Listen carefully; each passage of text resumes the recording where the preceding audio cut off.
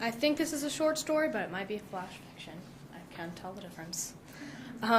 This one's entitled Black Smoke, and it's a campfire story. Long ago, in a town much like this one, lived a man and his wife. They had a family of 3 daughters, and all was well.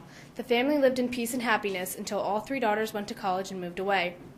Years later, the man died, widowing his wife and drawing the 3 sisters back to their hometown for the funeral. The funeral came and went. A week later, while everyone was still in town, a man came to the house. He sat the 4 women down and said he had a will from the man. The man left everything to his wife, as it should be, but he gave each woman a special gift. To the wife he gave a brand new box of kitchen knives, for he knew she loved to cook. To the eldest daughter he gave his car, for he remembered how much she loved going for rides with him as a child. To the middle daughter he gave a necklace, for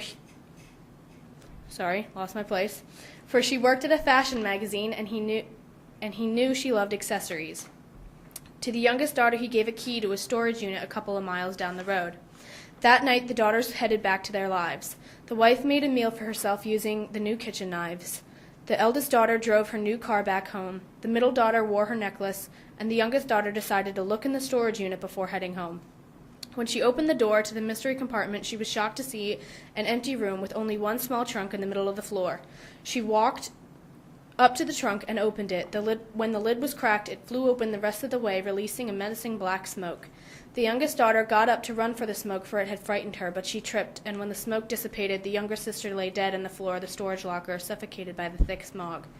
The middle sister was now home and watching a movie with her boyfriend. She saw a wisp of black smoke trail around the room and disappear. She continued to watch her movie, thinking nothing of it. The necklace around her neck started to tighten. It tightened and tightened till the point where she could not breathe.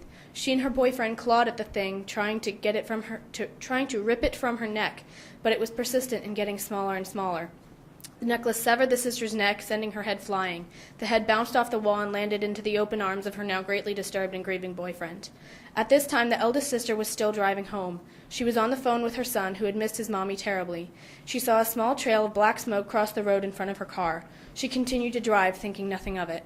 The car started to speed up. It drove faster and faster, and she was nearing a bridge, and the car was still not in her control. Her car drove off the bridge into the far below waters, and her son listened on the phone as his mother died. By this time, the wife was still sitting at the kitchen sitting at her kitchen table, eating her fantastic meal. As she took the first bite, she saw a puff of black smoke come from the vent in the ceiling. She continued to eat, thinking nothing of it. The knife on the counter started to move. It lifted up into the air and flew straight into the back of the wife's head, burying itself in her skull. The next day, the police found the 4 dead women and deemed them all accidents. The locals knew the dead man was somehow guilty of the murders of his wife and daughters. They think that the man killed them so they could all be together in death.